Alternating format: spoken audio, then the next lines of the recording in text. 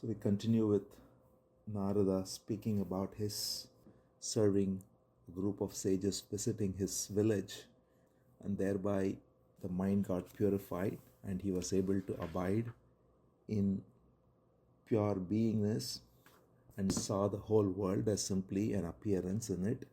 And then he says, throughout the reigns, I heard with rapt attention whatever they spoke of, and thereby in my heart pure devotion came about, which removed the element of rajas and tamas. And therefore, to me, being devoted to those sages, modest in bearing, sinless, full of faith, though I was a child, those compassionate sages graciously imparted the highest wisdom. He says in this verse, Tasyevam me anuraktasya prashritasya hatainasah shraddadhanasya balasya dantasya anucharasya cha jnanam guhyatamam yat tat sakshat bhagavatoditam anbavochana gamishyantah kripaya deenavatsalaha. It's a nice expression of both the sages and Narada. So he says the nature of the teachers, the sages, they were deenavatsalaha. They were full of compassion. So Narada says, being a child, they still gave me so much love and compassion. I was somehow completely surrendered to them, meek and humble, and listening to them with rapt attention. And because of that, they imparted to me jnanam guhyatamam yet sakshat bhagavatoditam. So guhyatamam means that which is difficult for the mind to understand, which sakshat bhagavatoditam means that which directly awakens the recognition of Bhagavan. So the reason he says that it is most esoteric wisdom, guhyatamam, is because it is not something that the logical mind can process and understand.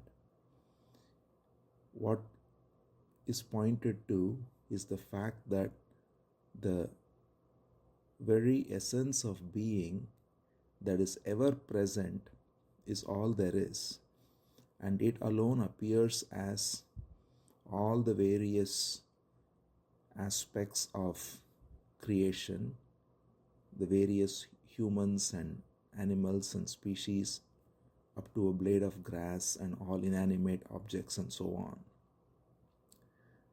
So normally the nature of the mind is to separate itself as me and then look for something. It is seeking out of that ground of separation. And because of that separation, the mind is constantly looking for something. There is this energy that is divided, and in that division there is seeking for various experiences, and then also the same division is looking for permanent happiness or enlightenment or liberation. And that separation can never experience it because it is not an experience. So the most mystical or confidential, or one can say esoteric aspect of this wisdom is that the wisdom doesn't give anything to the seeker. It simply says the seeker is false. So the seeker, using his logical mind or his intellect or his resolve or his willpower or his asceticism, his practices, is not going to realize anything. So that is the illogical aspect of it. It is not logical. In normal worldly endeavors, the more effort one puts in, the more one reaches the goal, because it's all in the realm of division, in the realm of subject and object. If one wants to scale a mountain, one has to put in effort, and then through that effort, one climbs up the mountain. The more effort, willpower, strength, that all that one develops, the mountain is scaled. But in the case of, and that is true with everything in the world of duality, but this wisdom is completely unlike that, and that is why Narada uses this word Guhyatamam. It's used in many places as well, in Bhagavatam, in Gita as well. Because what is pointed to is repeatedly in Bhagavatam and by great sages is that the ground of being is already here. So it is not that there is a mountain and one has to climb. It is a recognition that one is already on the mountain top. There is no mountain, in fact. There is nothing other than the Supreme Being. And it is the Supreme Being who is ever present. And in the ground of the Supreme Beingness appears everything. All forms, all names, all elements, everything that there appears, the five elements, the senses, the mind, the intellect, all of these are appearing in this ground of beingness. And therefore, one has to simply recognize it by the way Narada says, one has to listen with rapt attention, not from the ground of trying to understand, but simply listening, wherein it is not the mind and the intellect that shifts, but something else within shifts from the false sense of separation to the recognition that there is nothing other than the Supreme Being.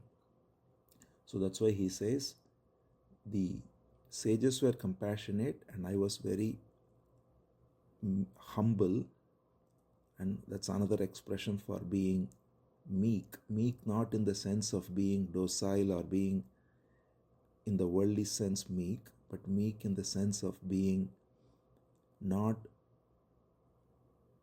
arrogantly or even proudly being rooted in the intellect or one's ability to understand and so on, but simply recognize that this is not in the realm of intellectual understanding, it is something else, and that is what is also called as grace. So it's grace that brings us to satsang. It's grace that Narada says here that was imparted to him by the sages, and this wisdom itself is grace, and this wisdom is the recognition that we have to, therefore the seeker has to do nothing except to recognize that the seeker is false to begin with.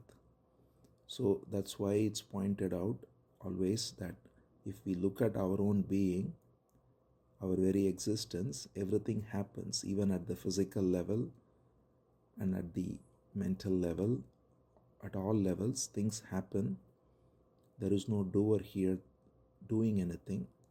And when we recognize this, that all of time, it is not now, but at any point in time, things simply happen. There is no individual doer thereof. And all there is just the rising of this divine energy that rises as the doer, as the action itself, as the thinker, as the thought, as the perceiver, as the perceived. Everything that rises, both the subject and the object, all of that is simply an expression of the same divine energy. And therefore, when this recognition dawns in our heart, then there is no seeker, there is nothing to be sought either. There is simply devotion, and devotion is, therefore, that's why he says this awakens true devotion. Yet sakshat bhagavatoditam. Devotion means not again devotion that seeks anything, devotion that desires anything, a devotion that simply recognizes the essence of everything. All there is as the one source, the one supreme being, which alone plays as all the infinite names and forms. So to this recognition is pure devotion. It can be called pure surrender. It can be called pure wisdom. So all the various names are only for this direct recognition, which Narada says he was able to awaken in his heart, or rather it awakened in his heart through the grace of the gurus, the sages.